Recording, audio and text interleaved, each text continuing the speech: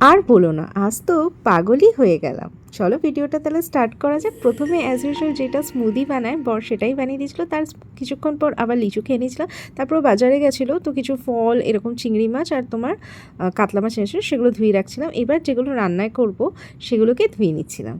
তো কী বানাচ্ছি চলো আজকে দেখে নাও। প্রথমে এখানে করলা, কুমড়ো আর ভিন্ডিকে এইভাবে কেটে নুন হলুদ মাখিয়ে নিচ্ছি। কাতলা মাছ বানাবো পেটি, সেটাকেও নুন হলুদ মাখিয়ে নিলাম। এখানে দেখো আমার কলমি শাক হয়ে গেছে। অ্যাজ ইউজুয়াল যেইভাবে রান্না করি সেইভাবে ওইভাবে খেতে দারুণ লাগে। এখানে কুমড়ো, ভিন্ডি, করলা ভেজে নিচ্ছি। এদিকে দেখো ভাতও বসিয়ে দিয়েছি, আর এখানে মাছগুলো ভেজে নিচ্ছি লাল করে। এখানে তোমার জিরে, কাঁচা লঙ্কা, আদা, রসুন, পেঁয়াজ আর টমেটোকে পেস্ট বানিয়ে নিচ্ছি। এই তেলের মধ্যেই মাছ ভাজা হয়ে গেছে, লম্বা লম্বা করে আলু লাল করে ভেজে এবার বেটে রাখা মশলা পরিমাণ মতো নুন, হলুদ, জিরে, ধনে, না জিরে তো বেটে নিয়েছিলাম, ধনে আর লঙ্কার গুঁড়ো আর হলুদ গুঁড়ো ভালো করে কষি। এবার খুব একটা ঝোল রাখবো না, মাছগুলো দিয়ে উপর দিয়ে ধনেপাতা ছিটিয়ে বাস রেডি।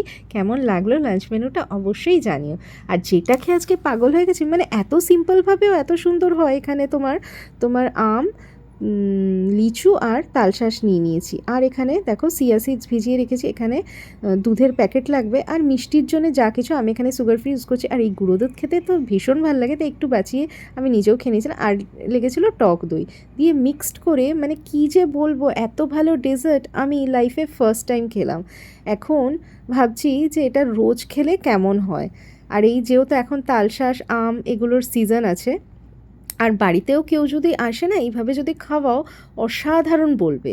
মানে এত গরমে যদি কাউকে এইটা দাও, সে তো মানে একদম তৃপ্তি করে খাবে। ভীষণই টেস্টি, একদম ইয়ামি ইয়ামি। একবার হলেও ট্রাই করো।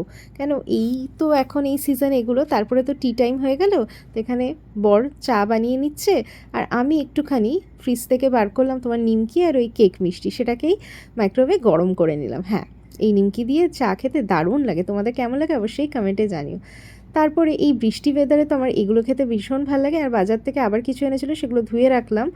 আর তোমার এই ওকে দিয়ে চিমনি পরিষ্কার করাচ্ছি, আর আমি এখানে কিছু টুকটাক জিনিস ঢেলে নিচ্ছি। আর কি বলো তো, এই আমি একা কাজ করব রান্নাঘরে গরমের মধ্যে, আর বড় ওইদিকে বসে মোবাইল ঘাঁটবে, সেটা তো সহ্য করা যায় না। না, তাই ওকে কিছু না কিছু কাজে আমি বিজি করে দিই। কি বুদ্ধি বলো, তাই তো আমার সারা রাত ঘুম আসে না। আর বলো না, ভোরবেলা ঘুম আসে। যাই হোক, এখানে টুকটাক করে সব ঢেলে নিচ্ছি।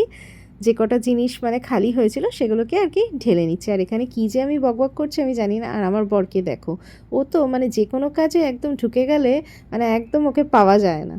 আর আমি আবার যখন সিনেমা দেখি না, টিভি দেখে একদম মানে টিভির ভেতর পারলে ঢুকে যায়। যত কথাই বলো কানে কিছু আসে না। যাই হোক, ভিডিওটা ভালো লাগে লাইক, শেয়ার, সাবস্ক্রাইব করে পাশে থেকো।